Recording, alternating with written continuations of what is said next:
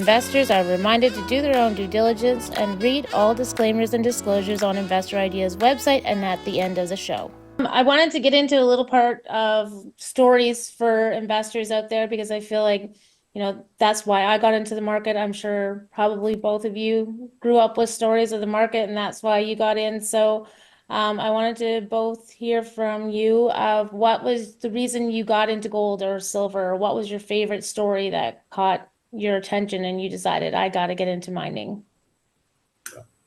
Okay, well, I think I'm going to go first on this one. I'm going to tell a different story this time. I was 12 years old and I had a newspaper route. And my mom worked with two individuals back in the Vancouver Stock Exchange days at a firm by the name of Continental Carlisle Douglas. And that was with John McPhail or Gus McPhail and John McGraw. So there was a discovery by the name of Pyramid, famous discovery. The stock shot up like a rocket. And I remember my mom, they had to manually mark all the trade confirmations at that time. And my mom would usually come home from work at around 4 or 5 o'clock. Well, my mom didn't come home till 4 a.m. I remember my dad waking us up. He had to drive downtown and get my mom because a gold mine had been found.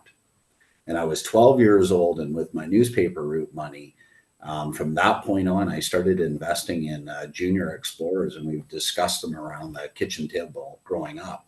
And there was a grandfather clock that my mom actually purchased with all the overtime money that she got for processing all those trades. So I grew up in a home where, we followed exploration discoveries right from the beginning at a very young age. So I got the bug. I got the bug at 12 years old, and that gold bug continued to bite me throughout my life and still does today. And I'm glad it does. I love that. In my case, I really just kind of found gold because of debt. I started on Wall Street in 1994, and I didn't really do much with gold or silver. I became the largest muni bond broker in the history of this region. So I sold tax-free bonds to rich guys. But what led me to gold was I just kept watching what was going on. And I think when Obama took office, that was kind of my breaking point, where I just said, how can you continue to spend money you don't have over and over again? So I sort of applied myself to that. I worked basically around the clock. My normal work day was I'd get down to the office at 7:30 in the morning, and I'd leave at 8:30. I'd drive like 100 miles an hour to the gym, and I'd work out from 9 to 10, and come home and go to bed and do it again in the morning. It was kind of nice. I was always proud of this for some particular reason. But they used to call me the Gene Tanner of Erie. And there was a guy in Indianapolis. I don't know if you've ever heard of him. His name was Gene Tanner. He's still a full broker. He's in his 80s now. Still works a full 60-day work week. But I remember talking to him one time when I first met him back then, and he said that when he first got out of school, he was trying to start a broker's business and he didn't know how to do it. And he thought to himself, well, I need rich guys. So he said, who's got money? And he said, okay, all business owners. He said, okay, well, I'll go meet with them. What do they need from me that they're maybe not getting from anybody else? He said, well, tax-free bonds. Rich guys hate paying taxes. So he told me he walked into the CEO's office at Eli Lilly in Indianapolis and asked to see the CEO. So he's sitting there. He's like 22, 23 years old. He's scared to death. He goes in. And in the old days, you could drink and smoke in the office. So he goes in, the CEO's sitting there. He's got a cigar in his mouth and he's got a scotch in his hand. And the kid sits down. He's scared to death. He says, hey, I'm here. I've got a blitz of muni bonds. I thought maybe you'd like to see some. And he said that guy took his fist and pounded it on the table and scared him to death. And he looks at me and says, that's what I like to see, son. A young man with some gumption. And he says, give me that list. And he started circling muni bonds. He says, you come back once a month. And he says, I'll buy muni bonds from you. That guy, Gene Tanner, eventually would go on to become a board of director at Eli Lilly. And he started by just walking through the door at 22 or 23-year-old, taking a chance. And I look at these exploration miners kind of like that. They're walking through the door and they're taking a chance. Now, they could have gone up there and spent a whole ton of money and failed and might have just ruined their lives. And yet they took that risk, and now the payoff's coming. And I think that's the key. We're in a market where if you're willing to take a risk and you're good at your job and you're willing to work hard at it, you can make a lot of money.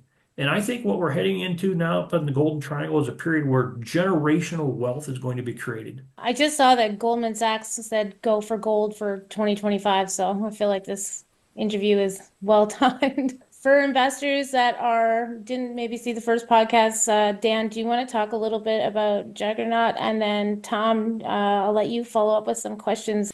Awesome. Well, Juggernaut is a aggressive grassroots explorer focused in the Stikina terrain, Hazelton Volcanics of northwestern BC, otherwise known as the Golden Triangle. It's a world-class package of rocks. That package of rocks is mapped within the top 5 to 10 packages of rocks left on planet Earth, underexplored by the senior miners. Everybody knows this is a world-class package of rocks. One of the issues with it has always been snow and ice. Due to climate change, whether fancied or real, man-made or not, what we were seeing is an exponential rate of glacial abatement and permanent snowpack vanishing. So vast tracts of prime geological terrain are being opened up for the first time ever. If you talk to a number of geologists, these are the first time this package of rocks has seen daylight in 20 to 25,000 years. And we were first movers into this region once that climate change took that exponential tipping point. 2016, we put together a private mineral syndicate that I went out and raised that capital for. We didn't even have a claim staked. I would go to investors, what do you have? We didn't have a claim. We didn't have a speck of gold. We had nothing. I said, look, here's the theory. This glacial change, this abatement of permanent snowpack is revealing this once in a lifetime opportunity. And we need to act now. Weed stocks were at an all-time high. Bitcoin stocks were at an all-time high. It was 2016. And I put together this capital to go out with an elite young geological team and ground truth 155 targets based on geology, geochemistry, and structure from Terrace, BC, up to Atlin, which is right at the Alaska-Yukon border. In turn, we staked 22 properties out of that. 4 of those we put inside of Goliath Resources. Goliath Resources is now onto the Surebet discovery, which I believe is a plus 5 million ounce gold deposit unfolding at 5 GPT AU EQ. My opinion based on drill results that we've seen to date.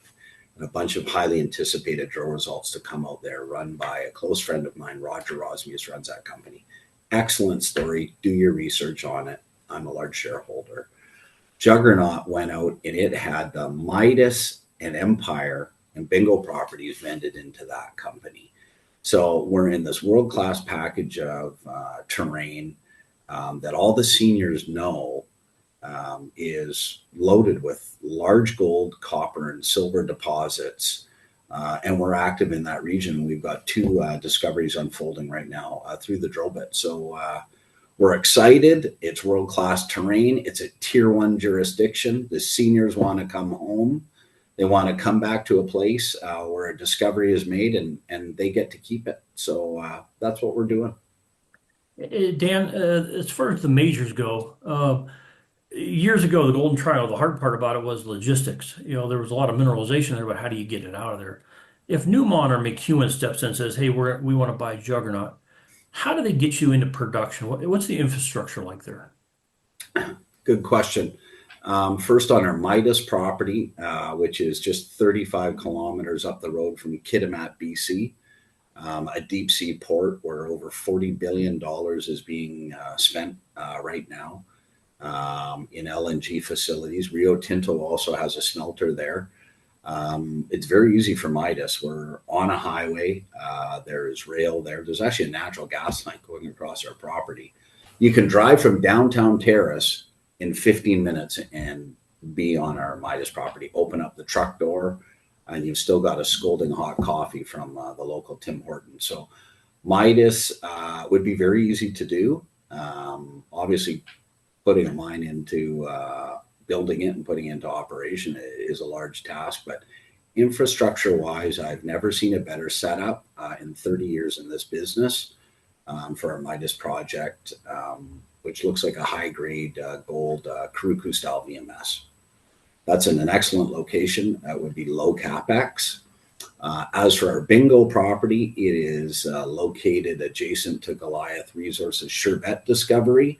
The town of Kitsault, BC is close by. There is a permitted mill on private property, and we've got a town there where we can house up to 300 people. So it's a same infrastructure that Goliath talks about. Bingo is a tad bit different, where right below it is the old Onyx deposit, which was one of the largest copper producers at the turn of the century. So there's a dock facility, and we would have another point where we could export raw concentrate from, if it came to that.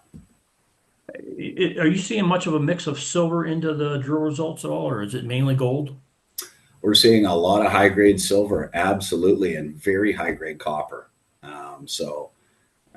Up to 117 grams per ton silver, up to 7% copper, and over 12 grams gold. That's in the drill bit at Bingo. So we're excited. I saw some numbers this morning. Silver, right now, they're producing about 10.4 Olympic-sized swimming pools of silver, but demand is for 15. So that shows you how much demand is just swamping supply. And I read the same thing. Right now China says they're buying 9,000 tons of silver this year. I think that makes up like 30% or 35% of the silver production that's out there. So there's not much out there. So I think what you're going to see is the guys who have gold and silver in the ground, I think silver is going to really start to catch up to gold. That may turn into a pretty valuable part of your property. Yeah, I agree. Silver's in a great spot, and it has multiple applications, photovoltaics, medical, and also investment too as well, monetary. Dan, I think when we did the podcast last time, you were just about to drill. Do you want to talk about some of the drill results that you got this summer that have come in now? Well, I'd like to touch on that. The labs are very slow this year. We are currently waiting on 6,500 meters of drill results. We drilled 3,500 meters on our Bingo property, and we drilled 3,000 meters on our Midas property. We currently have no assays. We are in possession of no assays, and we are pushing the lab hard to get those results out here in November. Investors are excited about those results. We just announced a flow-through funding, and I had to put out another announcement recently that was heavily oversubscribed. So we're waiting. We're eagerly on the edge of our seats, Cali. Dan, when your assays start, when you begin to release them, how many do you expect to have to release? You have an idea? Yeah, I do. We have 3,000 meters that we'll release on our Midas property, and we'll bunch those together. So we'll release Midas all at once in its entirety. We've discovered a new VMS trend. It has 500 meters of continuous strike, and there's a splay off of it too that we've traced for 200 meters. And that is lining up right with these anomalies that we're seeing on surface. That discovery that we're waiting on those assays for, just based on the visuals, Thomas, just on the visuals, we were hand selected by the Explorex Symposium, which is held on January the 17th, the Friday before the technical show, the Roundup, being held here in Vancouver, to talk specifically on how that IP imagery, which you're shooting electricity into the earth, lined up, how we deployed that technology and targeted the gold mineralization, and we hit it based on that. So we're very excited about what's coming at Midas. And then on our Bingo property, which is adjacent to Goliath, we've drilled over a kilometer in length, and we've hit mineralization in all holes as publicly press released. And we drilled 3,500 meters on the Bingo property. So 3,000 meters on Midas, 3,500 meters on bingo. Those results generated so much excitement that the AME Roundup has selected us, their technical panel selected us to present free. They're paying for us to go at the Roundup Core Shack, January 20th to the 22nd at the Vancouver Convention Center. A very revered and technical show to attend. So we're excited. People are excited about our results. The technical community is, so fingers crossed, Thomas. I know it's early because you're still waiting to get your assay results back for this year, but next year, do you have an idea on the size of the drill program you'd like to do? Yeah, we're actually already planning 2025. And we would like to go back in and drill 3,000 meters on Midas, extending it to the north and to the south because it's open in both directions and to depth. So we're already putting in, for that process, talking to contractors. We're fully permitted on that property to drill next year, which is great. And on bingo as well, it would be the same process. The discovery is open to the north and to the south and to depth. So it's very straightforward. This isn't complicated science. We've made the discovery. Now we're just going to extend the length of that and the depth of that discovery at bingo as well. So you seem to be in a kind of a unique situation where you're butted right up properties to Goliath. And I know you guys share geological team, drill teams. What does that save you money-wise compared to an exploration company who's just out somewhere else on their own? Great question. I get it quite often. On an average, I would say 30% in costs on our bingo property.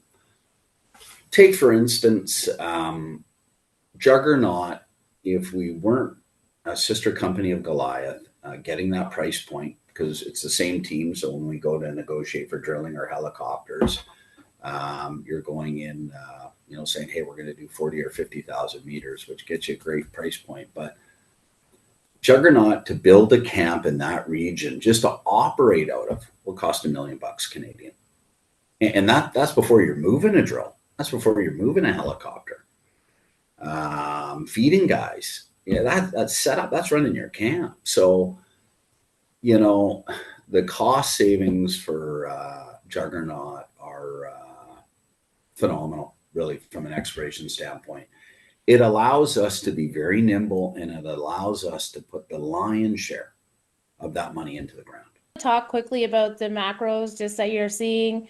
I know we've obviously seen a little bit of a knee-jerk reaction in the markets, and then what do you feel is going to be the forecast for the next few months and like going into 2025?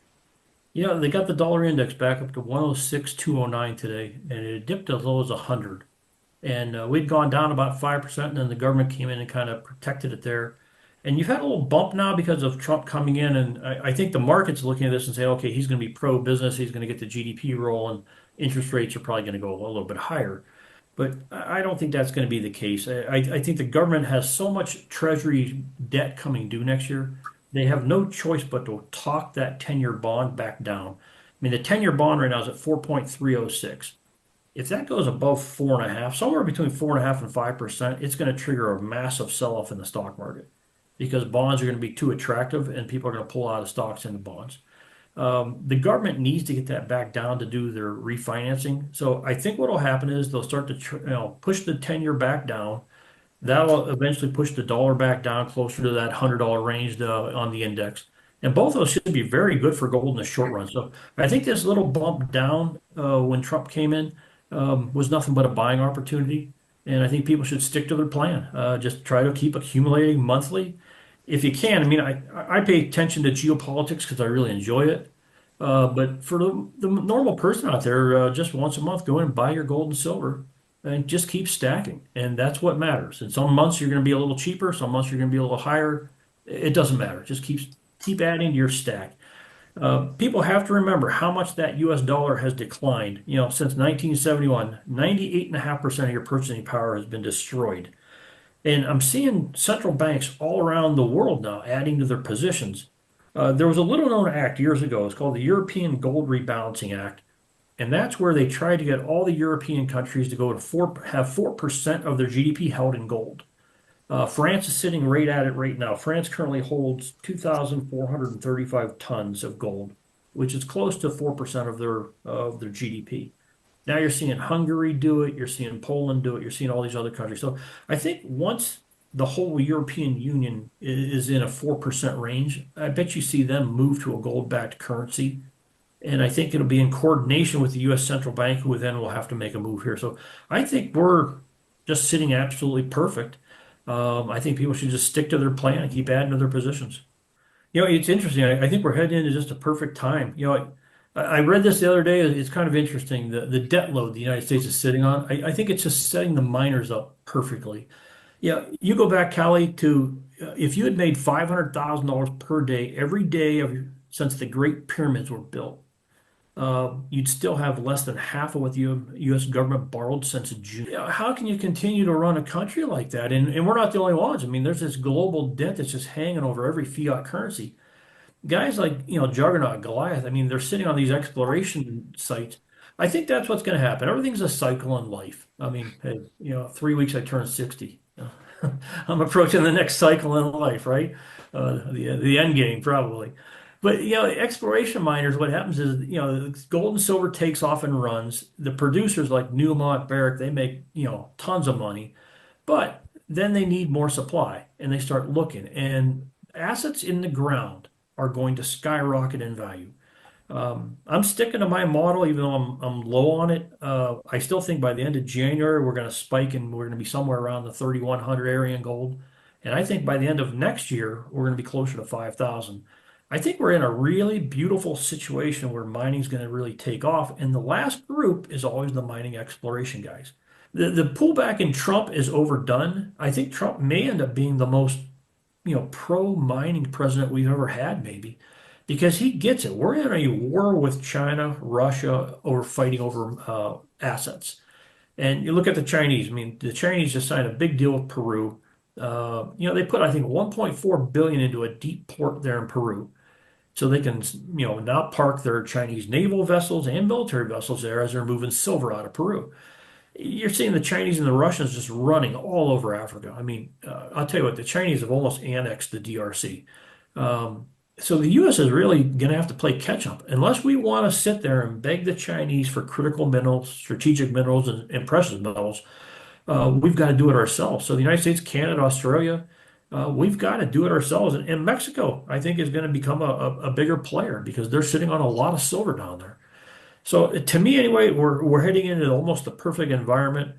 Guys like Dan Stuart and Roger Rosmus, they're proving out their properties, the assets in the ground, and then the big guys are going to step in and pay some large dollars to buy them out. So I think we're in the right spot. It's actually funny you touched on that, Thomas. I was introduced to a gentleman from the Department of Defense. I have his card here. And he wants to come out and tour our projects, in a helicopter. He wants to go and actually put his feet on the ground. A very interesting development happened at our bingo property. And Stephen Roach, a revered geologist, when he got up there this year, went into the field and he started to find high-grade native cobalt at surface. And it's widespread cobalt. Very high grade. Stephen then went back and looked at the drill core that we put in the ground at bingo, and he noticed high grade cobalt in the drill core. So we reran all of that core at the beginning of this year, and that bumped our gold equivalent number up by 20% before we even went into the field this year. So Stephen went prospecting this year up near the north end of bingo. Guess what? High grade visible cobalt strewn all over the place. We opened up 2 new big zones right at the end of bingo that we're going to go and follow up with. And the Department of Defense in the United States and a representative there is aware of Juggernaut. So stay tuned. You both kind of led into the question that I wanted to ask next. With Trump in, I feel like permitting and all those things might possibly become an easier, streamlined option in the U.S. How do you think that's going to impact some of the juniors that have their properties here in BC? And do you think that there's a possibility that Canada, as we usually kind of just follow the lead with the US, might make things easier here? I think it's going to absolutely make it easier there. I think there's going to be a joint process put together, almost like the Manhattan Project, but it's going to be the United States, Canada, Australia, all working on their strategic minerals and their precious metals for their stockpiles. So I think it's going to be absolutely huge. And I think where Trump may have the biggest effect could be on the refinery side. Right now in the United States, if you want to build a refinery, yeah, good luck. You could sit there waiting for a permit for a couple of years, and you could spend a couple $100,000 just trying to get a permit for a refinery. So I think once they start to open some of that stuff up, Trump's going to be very good at that. And I think there's going to be a real emphasis on those minerals. It was just insane. You're seeing all these electric vehicle car companies go bankrupt now, the smaller ones. It was like they built these cars, but they had no idea how the components, where they came from. They just thought these mines were created from fairyland. So, I mean, they understand, hey, you got to have cobalt, lithium, silver, copper, or those things don't run. Now, I think you're going to see a pushback where these electric vehicles, Trump's, that's going to be a pushback. They're not going to be nearly as popular, probably, but it's going to be a percentage of our energy. You're going to see solar panels. Right now, the solar panel sector has just exploded, the amount of silver that eats up. So I would say yes, Trump's going to be a huge, major effect, positive effect for the mining sector, and I think it's going to be extremely positive for both the United States and Canada. And the world's coming back to its senses. I mean, we're coming back to hard assets. I think the days of playing around with the fiat currencies are going to slowly come to a close, and then we're going to go back to something that's real. So you look at Canada. Canada could become really just a global juggernaut because they're sitting on gold, silver, copper, lumber, you name it, go through. You look at the natural resources in Canada, and it's just a rich nation. But it's sitting there under your feet and around you. So I think as we put some of that stuff to work, yes, both Canada, the United States, Australia, we should be headed for a great 4 years. I had dinner with Pierre Poilievre, who I believe will be the next Prime Minister of Canada, Friday last week at the Vancouver Golf Club down the street from where I live. And I talked with Pierre. We talked about a number of different things. And Trump came up, obviously. And, I agree with what Pierre had to say that, look, Trump's a deal maker.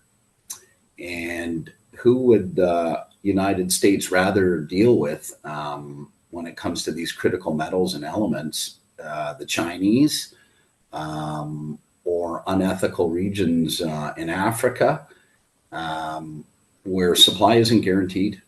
Or would you rather deal with your friendly neighbor to the north?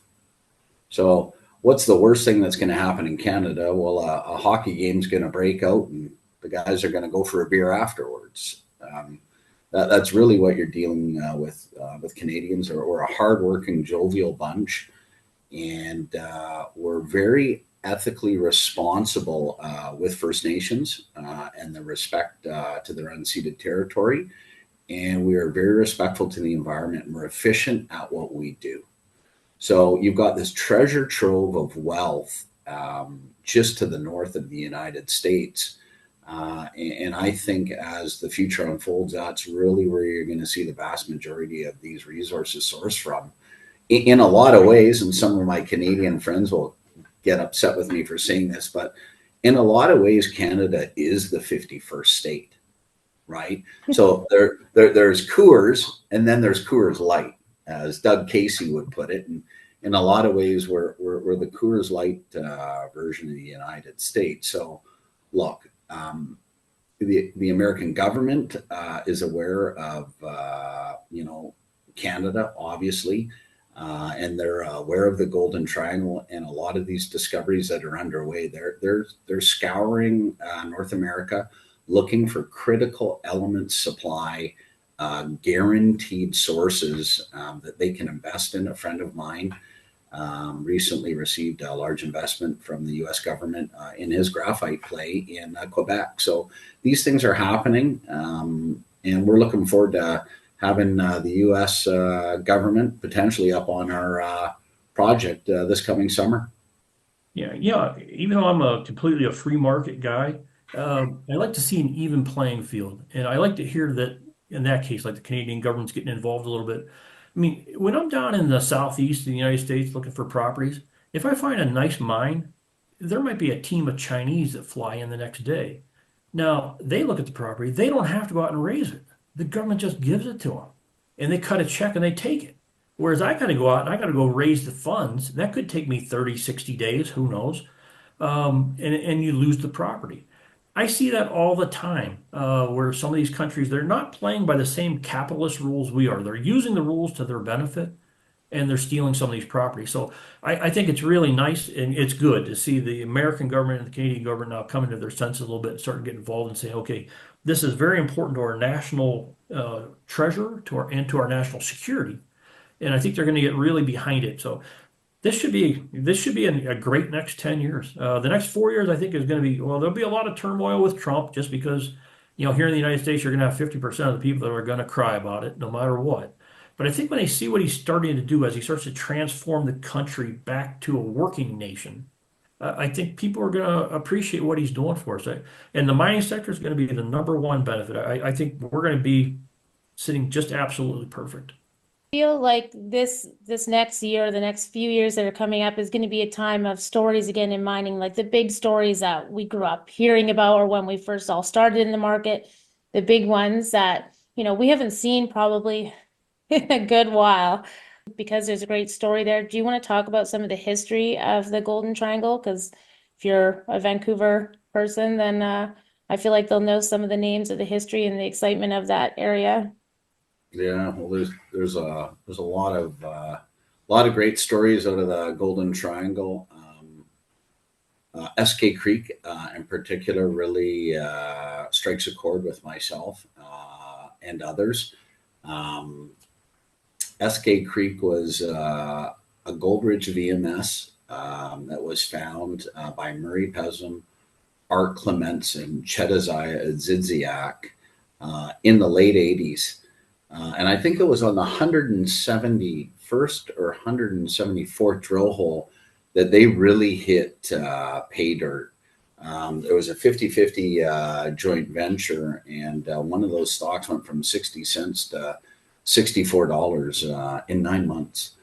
And that gold discovery was the richest gold mine on planet Earth for 10 years. They flew DC airplanes into an airstrip that they built literally in the middle of nowhere, and they would land these planes. They'd stripped out all the seats, and they would that mine was so rich they would load gold concentrate onto these planes, and they would fly out of this short runway, and up they would go, and they'd fly into Vancouver, and they'd land out at YVR, and they would take that concentrate and put them on Loomis trucks. They would drive those Loomis trucks to the port of Vancouver, and then that concentrate would go off to smelters in Asia. So, I mean, that project is still being drilled, still being worked today. It was Barrick that operated that mine. It was Stakina Resources and Calpine that had that discovery back in the late 80s. But that is still being worked today as one of the premier discoveries and deposits in British Columbia. These are storied deposits. They have deep roots up there, in the largest gold and silver and copper deposits on planet Earth set to go into production are in the Golden Triangle. They're next door to some of the projects that Juggernaut has exposure to. We're in a really good spot. The way people talk about, McEwen and the big names in mining, I think you're going to hear guys, 10 years from now, they're going to be talking about Dan Stuart, they're going to be talking about Roger Rosmus. And these are guys who went up there and they made their stake, and now they're doing it in an ethical manner. The fact that Dan is able to share technological teams with Goliath, that's huge, because if he's 30% lower on his operating costs because of that, that's that many less shares that he's got to sell in order to raise cash. So he's not diluting his shareholders. And that's big. That tells you right there, you've got a CEO who's ethical in the way he's doing his business. So that's how I try to look at things. I guess when I look at a company, I go top down. I want to know. I want to know what the CEO is made of, what kind of a man he is, who he is. Is he a good person? And then I want to look at his property. I want to see the assays. I don't want to hear it. I want to see it in black and white. Look at your drill results. You're doing this, this, this, this. I mean, the story about the cobalt, that's exciting because I'm valuing Dan's property right now as gold and silver. I'm valuing cobalt as zero. So that actually was new for me to hear today. That's potentially a huge additional add-on for Juggernaut. So I'm excited. I love the Golden Triangle. And I love the gold and silver sector right now. And I think right now, the next 10 years, every dip you get, you buy. Just like stocks were for the last 10 years, you bought every dip. Now in precious metals, do the same thing. And for the next 10 years, just keep adding to it. Well, that does it for today's Exploring Mining podcast. If you'd like to be a guest or sponsor for this podcast, please contact investorideas.com. Investorideas.com reminds all listeners to read our disclaimers and disclosures on the investorideas.com website. All investment involves risk, and this podcast is not meant to be an endorsement to buy or sell securities or products. To hear more podcasts, you can go to investorideas.com/audio. And a reminder, you can also hear our podcasts on iTunes, Spotify, Google Play Music, iHeart.com, TuneIn, Stitcher, Spreaker, and SoundCloud.